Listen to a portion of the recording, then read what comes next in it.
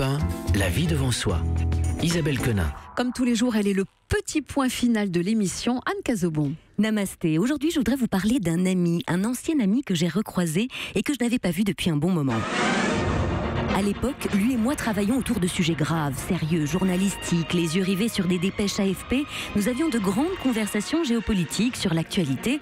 Et c'est bien simple, on plombait l'ambiance dans beaucoup de dîners, de soirées, en lançant de grands débats entre la poire et le dessert. Véritables oiseaux de mauvais augure, chômage, faim dans le monde, guerre, migrants, tout y passait. C'est tout juste si on ne distribuait pas les antidépresseurs juste après.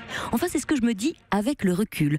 Parce qu'à l'époque, j'étais à fond dedans. Ça me rendait même dingue que les gens autour de nous ne soient pas plus investis, impliqués, qu'ils ne se sentent pas plus concernés. Je trouvais que tout le monde était parfaitement égoïste, auto-centré sur son petit bonheur, sur sa petite vie, c'est comme ça et ça me suffit.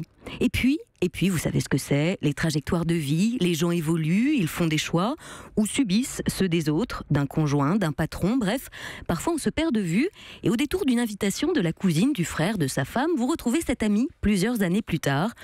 Tout le monde a un peu vieilli. Oui, les visages affichent quelques heures de vol en plus, mais il y a le plaisir évident de se retrouver.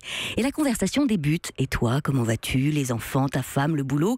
Le boulot, eh bien, écoute, moi je parle de développement personnel sur Europe 1. Ah bon? Mais ça sert à quoi? À ce moment-là, je me suis dit que ça allait être super long.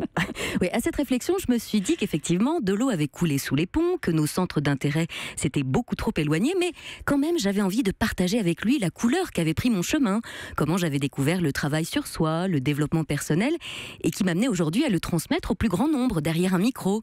Lui dire que cela avait sauvé ma vie, que cela révélait à eux-mêmes tous ceux que je voyais autour de moi emprunter cette voie, et qu'aujourd'hui, j'aspirais plus à transmettre des informations positives et inspirantes au micro, plutôt que nourrir le monde de son immonde sur les ondes.